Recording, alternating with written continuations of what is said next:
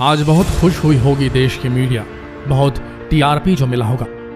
लेकिन देश की इस सो कॉल्ड इलेक्ट्रॉनिक मीडिया ने आज जिस दृश्य को भारत भर में आम किया वो भारत के गणतंत्र की मृत्यु थी।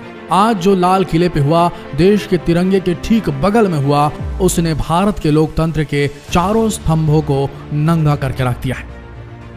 न न्यायपालिका काम आई, न कार्यपालिका काम आई, न विधायिका काम आई, और मीडिया ये तो सरेआम बदनाम हो ही चुका था। आज उसे भी वो दृश्य मजबूरन दिखाने पड़े जो शायद अगर ये आंदोलन इतना बड़ा ना हुआ होता तो शायद मीडिया दबा भी देती। बड़ी शर्म के साथ कहना पड़ रहा है, डेमोक्रेसी के ये चारों स्तंभ मूक दर्शक बने देखते रह गए और लाल किले के प्राचीर पे तिरंगे के बाजू में एक और ध्वज फहरा दिया गया।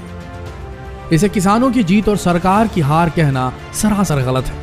आप बेवकूफ होंगे अगर आप इसे इस नजरिए से देखेंगे, क्योंकि आज जो हुआ उसने देश के शासन प्रशासन के नकारेपन को उजागर कर दिया।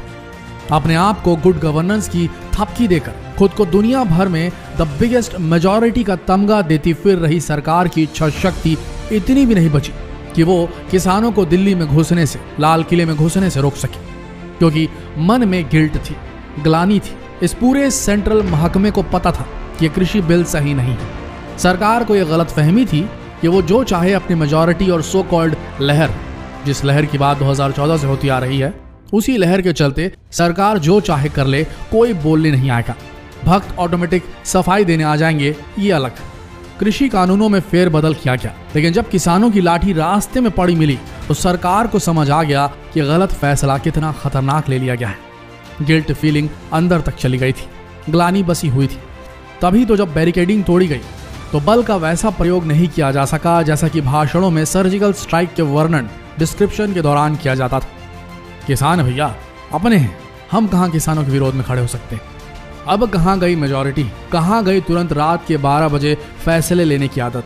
नाकाम नाकारों की तरह खड़ी रही सरकार। आने दिया उपद्रवियों को, क्योंकि अगर रबर की गोलियां भी चलाते, तेज लाठी चार्ज भी अगर कर देते, जान माल का नुकसान अगर हो जाता तो राजगद्दी चली जाती। और उसी भय ने, उसी डर ने सरकार को नाकारा बना दिया। पुलिस और बाकी संस्थाएं वैसे भी इन राजनेताओं के अधीन होती, वो भी बढ़ती भीड़ के सामने नतमस्तक हो गई। सुप्रीम कोर्ट ने पहले ही गेंद सरकार के पाले में डाल दी थी। मीडिया सरकारी विज्ञापनों और सो कॉल्ड स्पेशल पर्क्स के चलते ऑलरेडी सरकाराधीन थी। तो कौन करता किसानों की बात? गुस्सा उबला और हो गया कांड।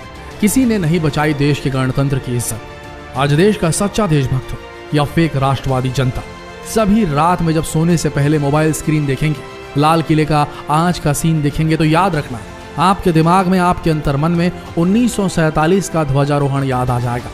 वो खुशी दिखेगी उस वक्त के लोगों की, आम जनता की, और फर्क समझ आएगा आप सबको, देर सवेर ही सही, कि कितनी बिकी हुई मानसिकता है हम सबकी। कभी कोई धर्म से खरीद लेता है तो कभी नोट से। हम सब बिक चुके हैं दोस्तों। हम में से कोई राष्ट्रवादी नहीं, क्योंकि असली राष्ट्रवादी तो वो थे जो अपनी जान की फिक्र किए बगैर आजादी के आंदोलन में कूदे थे और देश को आजाद कराया था। हम तो अपने देश के लाल किले के झंडे तक को नहीं बचा पाए। टीवी पर बिकी हुई मानसिकता के साथ चाय टोस्ट खाते रहे। आज देश के चारों स्तंभ नंगे हो चुके हैं। ये कहने में कोई शर्म नहीं होनी चाहिए। इसका गुनहगार कौन है? देश के गणतंत्र का गुनहगार कौन है? उपद्रवी किसान या सरकार? जवाब कमेंट में जरूर दीजिएगा। धन्यवाद।